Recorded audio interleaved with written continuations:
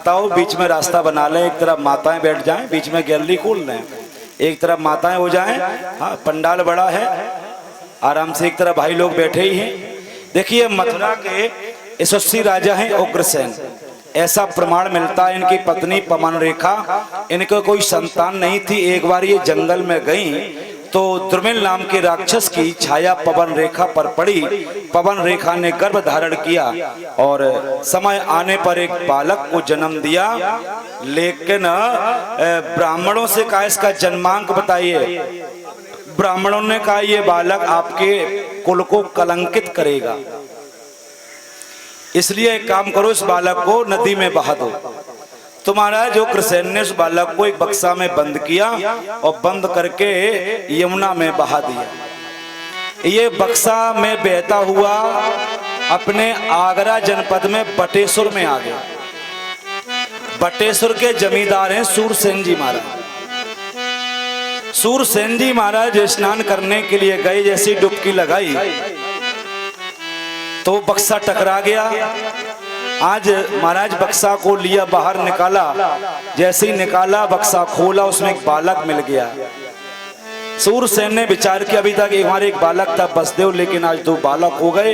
ये बालक कौन है? ये है कंस। तो कंस और बसदेव ये दोनों बटेश्वर में निवास कर रहे हैं, साथ साथ रहते हैं, साथ साथ भोजन करते हैं। एक बार अचानक देवर्षि नारद का आगमन हुआ। नारद जी ने आकर के समझाया, कहा बेटा देखो, ब्राह्मणों ने तुम्हें जो है यमुना में बहा दिया था, एक काम करो, तुम जो है भगवान शंकर का भजन करो, भगवान शंकर से वरदान प्राप्त करके आइए और संत और ब्राह्मणों से अपना बदला लीजिए। तो ये कंस तपस्या करने के लिए चला गया और महाराज 11 वर्ष की अवस्था में ये जगत विजेता बन गया था। भोले बाबा ने इसको वरदान दे दिया। जब ये लौट करके आया तो सबसे पहले अपने पिताजी उग्रसेन को जेल में डाल दिया, सबसे पहले। और मथुरा का राजा इस समय भी कुछ राक्षस राजनेता ऐसे हैं जिन्होंने रामचरितमानस की प्रतियां जलवाई। धिक्कार है उनके जीवन में, है। रामचरितमानस तो हमारे राष्ट्रीय ग्रंथ घोषित करने के लिए हमारे देश के महात्मा अग्रसर हैं और एक समय वो होगा कि भारतवर्ष हिंदू राष्ट्र बनेगा और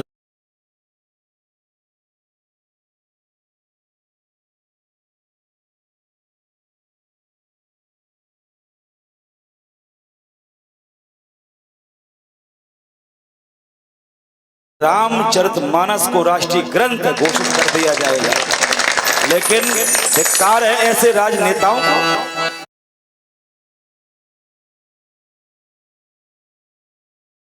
जो राम अपने चंद वोटों के चक्कर में ना अपने धर्म ग्रंथों को मानते हैं, ना संत महात्माओं को मानते हैं, हमारे रामचरितमानस की प्रतियों को चौराहे पर जलवा दिया। ध्यान से सुने ऐसे राजनेता, एक समय वो आएगा कि आपको भी चौराहे पर धूल करके जलना पड़ेगा और पश्चाताप के अलावा और कुछ बचने वाला नहीं है। इसलिए आप अपनी मातृभाषा को पहचानिए, अपनी मातृभूमि को पहचानिए, भारत माता को पहचानिए। यदि हमारी संस्कृति जिंदा है, हमारे संस्कार जिंदा हैं, तो हमारी माता जिंदा है। आज महाराज कंस ने वेदों को फड़वाया, पुराणों को फड़वाया और सकल धर्म देखें विपरीता, सारा अधर्म होने लगा। तो महाराज कुछ समय बाद इसकी एक चचेरी बहन है देवकी, विचार किया मैं अपनी बहन देवकी का विवाह कर दूं। तो ये बर ढूंढते ढूंढते यही बटेश्वर में आ गया और बसदेव जी के साथ में जो है विवाह तय कर दिया। बसदेव जी महाराज आज बारात लेकर के गए तो इसने धूमधाम से स्वागत किया और स्वागत करने के बाद जैसे ही ये विदा करने के लिए चला, उसी समय आकाशवाणी हुई और आकाशवाणी ने कहा, अरे भोजवंशी राजा कंस, जिस देवी की आप विदा करके ले जा रहे हो, अस्यास्त्वाम अष्टमो गर्भो हंतायाम बहिसे बुधो, इसका 8वां गर्भ तुम्हारा काल होगा, तुम्हारा काल होगा। तो आज ये नग्न तलवार लेकर के खड़ा हो गया।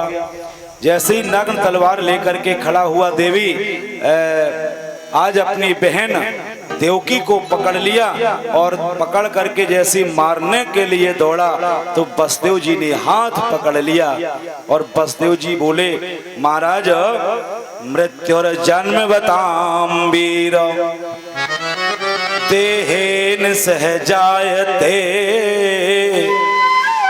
का व्यक्ति जब जन्म लेता है जन्म के साथ उसकी मृत्यु लिख दी जाती है, इसलिए जिसका जीवन सत्य, जिसका जन्म सत्य है उसकी मृत्यु सत्य है।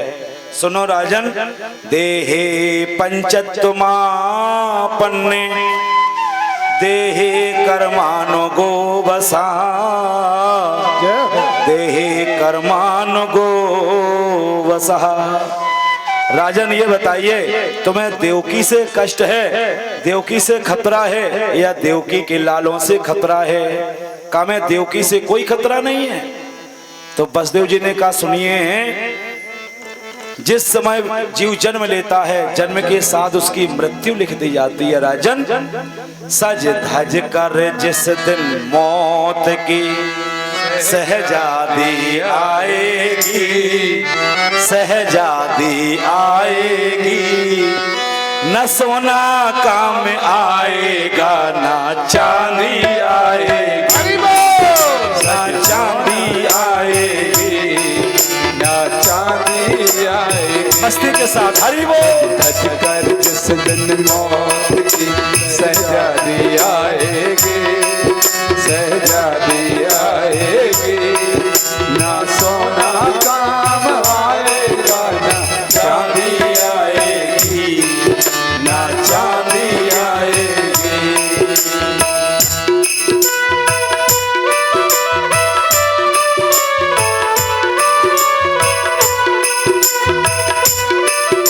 जय हो। अच्छे किए कर्म तब पाया मानव तन, पापों में क्यों डूब रहा रे पापी तेरा मन, हाँ पापी तेरा मन, हाँ पापी तेरा मन, हाँ पाप की नैया, पाप की नैया, पाप की नैया एक दिन प्यारे डूब जाएगी, हाँ डूब जाएगी, ना सोना काम आएगा ना चांदी आएगी, ना चांदी आएगी, ना सोना काम आएगा ना चांदी आएगी, ना चांदी आएगी।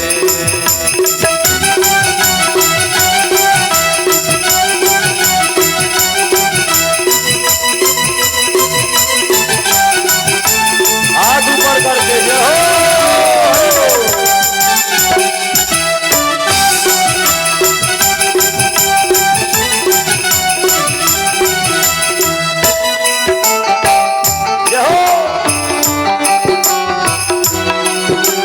भोले पंछी पर पिंजड़ा खोल के उड़ जा, भोले पंछी पर पिंजड़ा खोल के उड़ जा, माया महल का बंधन तोड़ के उड़ जा, माया महल का बंधन तोड़ के उड़ जा।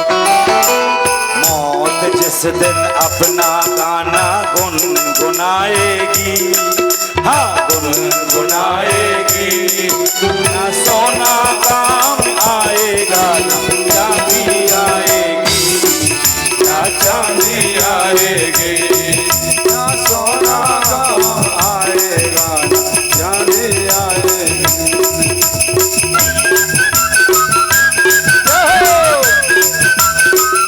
हरि बोल।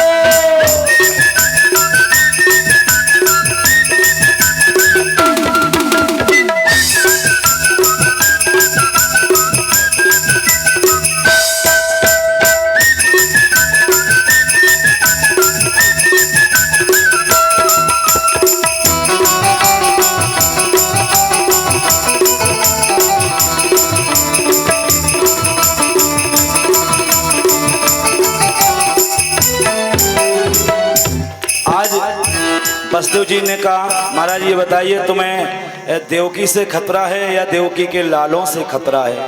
कहा महाराज हमें देवकी से कोई खतरा नहीं, इसके लालों से खतरा है, लेकिन शर्त एक है। बोले क्या?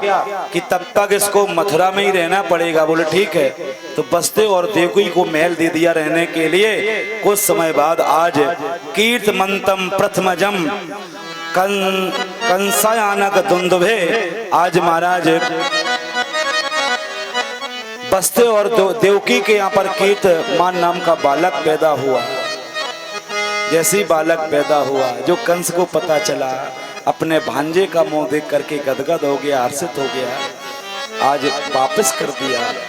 एक एक करके 7 बालक पैदा हुए। आज 7 बालकों को वापस कर दिया। 6 बालक पैदा हुए, 6 को वापस कर दिया। और देवर्षि नारद का आगमन हुआ। देवर्षि नारद ने कहा महाराज ब्रह्मा की गिनती का कोई पता नहीं। ब्रह्मा को 1 को 8वां मान लें, 8 को पहला मान लें, 6 को 7 मान लें, 5 को 8 मान लें, ब्रह्मा जी की गिनती का कोई पता नहीं। इसलिए एक भी बालक को छोड़ना नहीं है। एक एक करके 6 बालकों को मार दिया। और आज 7वें बालक के रूप में साक्षात नारायण तैयार हैं। क्यों? इतना पाप बढ़ गया। देवता लोग रोए। देवता लोग रो करके धरती माता के पास आए। धरती माता ने गाय का रूप बनाया और धरती माता नारायण के सामने जाकर के रोने लगी, मैं कहाँ रहूं इस दुनिया में, मेरा कोई ठिकाना नहीं है। तो भगवान ने कहा देवताओं तुम ब्रज में जाकर के ग्वाल बाल बन जाओ, देवियों तुम गोपी बन जाओ, मैं अब शीघ्र ब्रज में पैदा होने वाला हूँ। आज भगवान ने सभी जो है देवताओं को वापस कर दिया। भगवान ने कहा भैया मैं जा रहा हूँ, तुम वापस आना। लेकिन शेषावतारी बोले भैया ये नहीं हो सकता। बोले क्यों? त्रेता में आप बड़े बन करके गए थे, मैं छोटा बन करके गया था। और एक धोबी के कहने से आपने सीता जैसी माँ का परित्याग कर दिया था। इसलिए मैं अब की बार बड़ा बन करके जाऊंगा, छोटा बन करके नहीं जाऊंगा। कहा ठीक है। तो शेषावतारी बलराम जी है ना, तो आज 7वें गर्भ के रूप में आज आए। और भगवान ने गुमाया से कहा तुम देवकी का गर्भ खींच करके महारानी रोहिणी के गर्भ में जाकर के स्थापित कर देना। का मुझे क्या मिलेगा?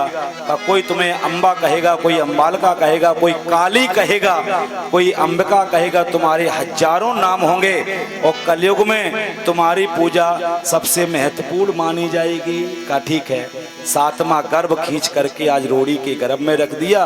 महाराज कंस को पता चला कि 7वां गर्भ गिर गया है। अब 8वां बालक पैदा होने वाला। तो कंस ने बसदेव और देवकी को जेल में बंद कर दिया। हाथों में हथकड़ी, पैरों में बेड़ियां लगा दी और जेल में ताले लगा दिए, कड़ा पहरा कर दिया।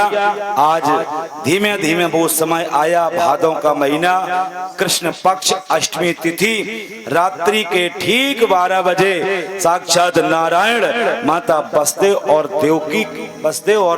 देवकी के सामने 4 भुजा धारण करके प्रकट होकर के आ गए। भगवान ने कहा माँ 10,000 बरस तक आपने हमारी तपस्या करी थी और आपने मांगा था चाहो तुम्हें समान सुत, मैं तुम्हारे जैसा बेटा चाहता हूँ, तो मैं तुम्हारा बेटा बनकर के आ गया। मैया ने कहा इतना बड़ा बेटा थोड़ी होता है, अरे बेटा छोटा होता है, बेटा रोता है। भगवान ने 2 हाथ हटा दिए। थोड़ी देर में भगवान बसदेव और देवकी को देख करके बोले माँ चिंता मत करो, मामा कंस कुछ ही देर का मेहमान है। भगवान ने आज योग माया से कहा जाइए और नंद बाबा के यहाँ पर योग माया के रूप में जन्म लेना, और कुछ समय बाद हम नंद बाबा के यहाँ पर पहुंच जाएंगे, आप मथुरा में आ जाएंगे। उस समय घोषणा कर देना कि भोजवंशी राजा कंस तुझे मारने वाला तो ब्रज में पैदा हो गया है। आज योग माया नंद बाबा के यहाँ पर पहुंच गई और 8वें संतान के रूप में आज कन्हैया मथुरा में बसदेव और देवकी के यहाँ पर प्रकट होकर के आ गए। बोलिए नारायण भगवान की जय। अब धीमे बोलो, जेल के अंदर है, भादों का महीना है, अष्टमी तिथि है, कृष्ण पक्ष है, रात्रि के ठीक 12 बजे मंदम मंदन जल धरा, मंद मंद पानी बरस रहा है। बादल कड़क रहे हैं, बिजली चमक रही है। अचानक एक सूप आया और जैसे ही सूप आया एकदम बिजली सी चमकी और शिशु के रूप में साक्षात नारायण वसुदेव और देवकी के यहाँ पर प्रकट होकर के आ गए। मैया देवकी के साथ में भगवान लेटे हैं, हाथों में हथकड़ी, पैरों में बेड़ियां खुल गई। देखिए व्यक्ति कि यहाँ जब माया का चक्कर होता है, जब माया की कृपा होती है तो बंधन बंध जाता है व्यक्ति है। ये जीवात्मा जैसी माया के चक्कर में पड़ा तो जीवात्मा को बंधना पड़ता है। और जब ये जीवात्मा भगवान के सानिध्य में आ जाता है, जब ये जीवात्मा परमात्मा के सानिध्य में आ जाता है तो फिर उसका बंधन खुल जाता है। जेल के ताले खुल गए, सारे पहरेदार सो गए, हाथों की हथकड़ी, पैरों की बेड़ियां खुल गईं। वसुदेव जी ने आज कन्हैया को सूप में रखा और सूप में रख करके लिटा लिया। लिटाने के बाद में आगे आगे जा रहे हैं। आप लोग सभी लोग बड़े मस्ती के साथ बोलेंगे ताली बजाते हुए। देखिए जो बैंड बाजा में बारात में नाचता है उसे फिर जीवन भर नाचना ही पड़ता है। और जो भगवान की कथा में नाच लेता है फिर उसे जीवन में किसी को कभी नाचना नहीं पड़ता। इसलिए सभी लोग नृत्य करेंगे, नाचेंगे, और जिन्हें नाचना नहीं आता वो बैठे बैठे कमर मटकाएंगे, लेकिन मटकना तो सबको ही पड़ेगा। बड़े ही भाव से ताली बजाते हुए ओ बेटा बारे मत भूल जइयो मोको, कबड़ा में धर के तो पहुंचाऊं गोकुल धाम रे। ओ बेटा दुनिया रटेगी तेरो नाम रे। ताली बजाते हुए हरि मत भूल जइयो। बैठिए बैठिए, बैठो, बैठिए आप लोग, बैठिए बैठिए।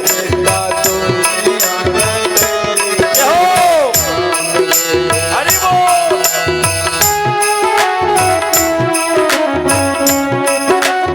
ताली बजाते हुए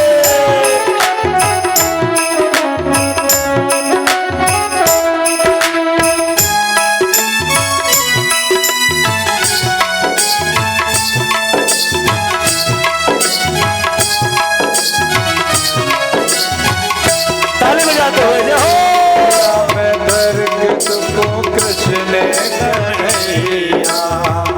गोकुल को मैं जाऊंगो, अत्याचारी से तेरे प्राण बचाऊंगो, अत्याचारी। ताली बजाते हुए हरि कृष्ण कन्हैया, कृष्ण कन्हैया बंसी बजैया, तू है मेरो छैया। जइयो मोको, छबड़ा में धर के तोको पहुंचाऊं गोकुल धाम रे। ओ बेटा दुनिया रटेगी तेरो नाम रे।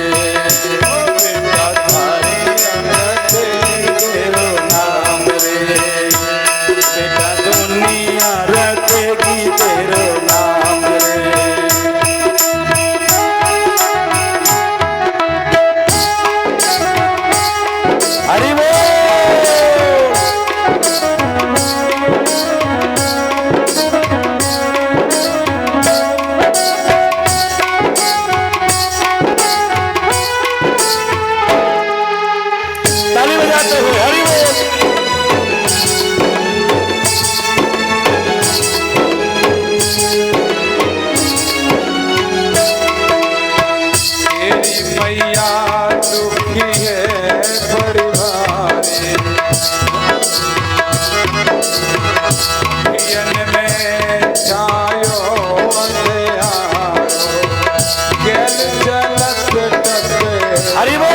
ताली बजाते हुए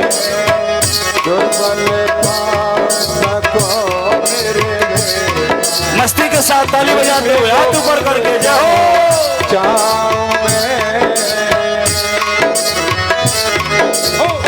हजारी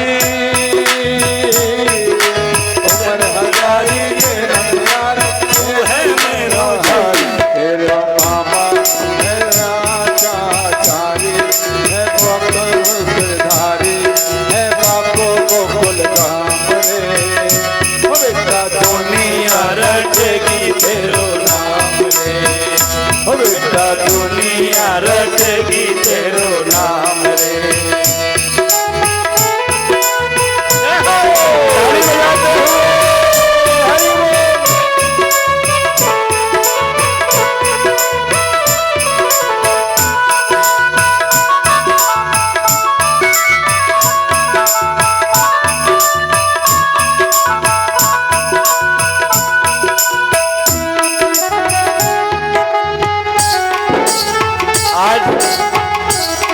बसदेव जी कन्हैया को लेकर के जैसे ही आगे बढ़े यमुना में पानी आ गया।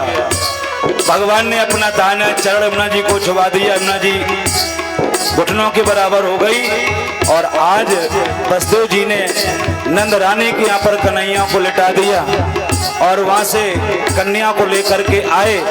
जैसी जेल में गए हाथों में हथकड़ी पैरों में बेड़ियां पड़ गई, जेल में ताले लग गए। तो महाराज कंस को पता चला, कंस उस कन्या को मारने के लिए दौड़ा। वो कन्या हाथ से छूट गई और कन्या ने आकाशवाणी करी, अस्यास्त्वाम अष्टमो गर्भो हंसायाम वैसेवदो नंद गोप ग्रहे जाता यशोदा गर्भ संभवा ततस्थो तत्र नास्यामि विंध्याचल निवासिनी।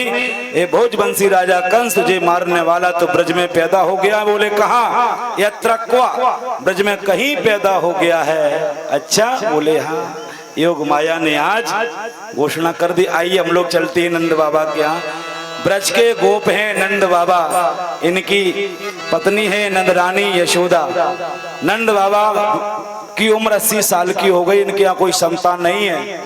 तो आज इन्होंने अपने श्रृंगी ऋषि से कहा, महाराज शांडिल ऋषि से कहा, महाराज हमें पुत्र चाहिए, पुत्र कामेश यज्ञ कराइए। आज इनके आचार्य ने यज्ञ कराया, आशीर्वाद दिया, तुम्हें बालक प्राप्त होगा। आज रानी ने गर्भ धारण किया। इनकी दो बहनें हैं, एक का नाम है नंदा और दूसरी का नाम है सुनंदा। नंदा और सुनंदा 6-6 महीना पहले ही आ गई। क्यों? कि भाभी के लड़का होगा, हमें जो है बहुत सा धन मिलेगा। आज कुछ समय बाद नंद रानी सो करके नहीं जगी तो नंदा दौड़ करके गई, जा करके देखा झीनी सी चदरिया ओढ़े आज भाभी के साथ में बेटा लेटा हुआ है। दौड़ करके नंद बाबा के पास आई, कहने लगी बाबा बधाई हो। सभी लोग जोर से बोलेंगे बधाई, बाबा बधाई हो, बाबा बधाई हो, बाबा बधाई हो। नंद बाबा बोले, अरे बहन नंदरानी काहे की बधाई होवे? नंदरानी बोली, बाबा छोरा भयो है छोरा। जो नंद बाबा ने सुना खुशी का ठिकाना नहीं रहा। आज 80 साल के नंद बाबा बिल्कुल 20 साल के जवान बन गए। बड़ी बड़ी मूछों में इत्र लगा है, पाग बंधी है। आज नंद बाबा के खुशी का ठिकाना नहीं रहा। नंद बाबा ने कहा ठीक है बालक हुआ, चलो हम लोग अब बधाई देंगे। नंद बाबा के यहाँ पर बधाई देने और लेने वाले लोग आ रहे हैं। सभी लोग बधाई यहाँ देने के लिए आएंगे। सभी भक्तजन बैठ जाएं, नंदोत्सव चालू होगा। इसमें सभी जिसको नाचना आएगा वो अपनी जगह पे ही नाचेगा। सब नाचेंगे, सब। जो व्यक्ति भगवान के दरबार में नहीं नाचा, मेरे सिर पर ठाकुर जी मैं कहता हूँ उसको 84 लाख योनि में नाचना पड़ेगा। इस 84 लाख योनि में नाचना पड़ेगा। ब्रजमंडल में शोर है, का भयो का भयो का भयो। सुनंदा ला रही है गयो है गयो है गयो, का भयो। अरे एक ये चंभो सुनो री सजनी, होरी कहे के होरा। एक नाथ में नंदरानी की छोरी है गई छोरा।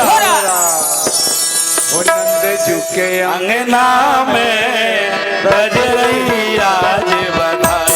नंद झुके अंगना में बज रही आज बधाई। ताली बजाते हुए बधाई लो, लाखों बार बधाई बधाई बधाई। जय हो। नंद झुके अंगना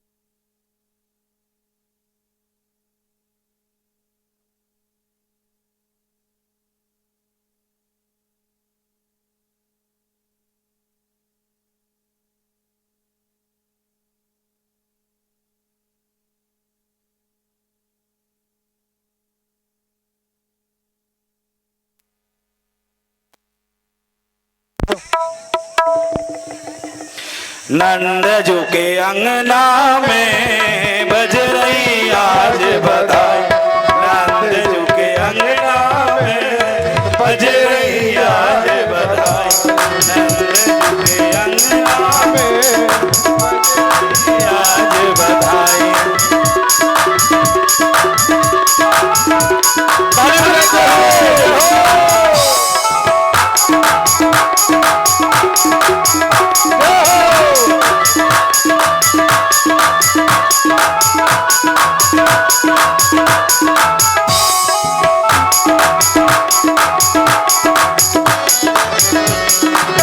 ना जाने किस ऋषि मुनि ताली बजाते हुए हरि बोल। बेटा होनी हो गई, बेटी हो गया बेटा। ताली बजाते हुए जय हो। वन में होनी हो गई, बेटी हो गया बेटा। अंगना में बज रही आज बधाई, नंदजू के अंगना में बज रही आज बधाई।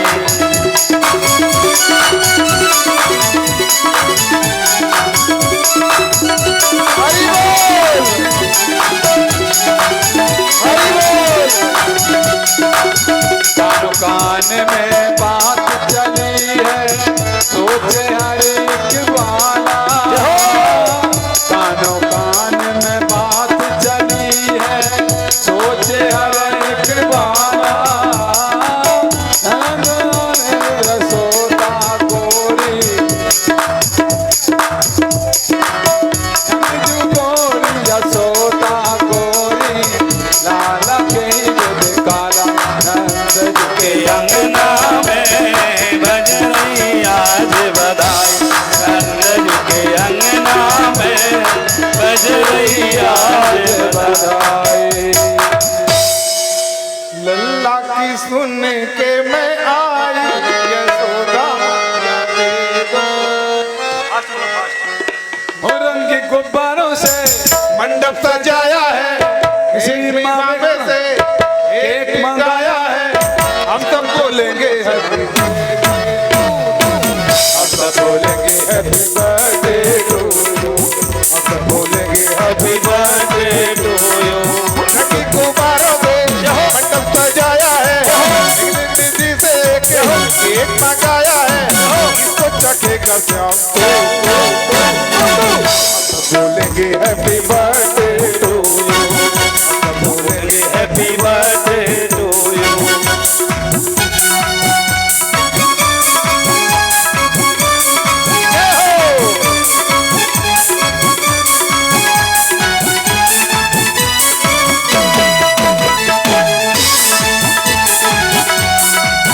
सब खुश हो, सब नाचो, खुशियों में झूम गाओ।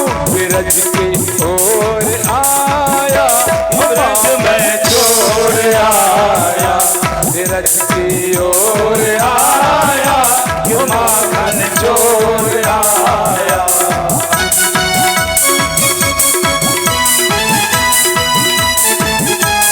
ताली बजाइए आप लोग, बड़ा जन्मोत्सव ताली बजाइए हाथ ऊपर करके। हरि बोल, जय हो। एक बरस हुआ पूरा इंतजार का, आया है जन्मदिन मदन मुरार का। एक बरस हुआ पूरा इंतजार का, आया है जन्मदिन मदन मुरार का। माधव की अष्टमी मौसम बहार का, सपना पूरा हुआ ये दिल बेकरार का। अब कैसे मैं चुप रहा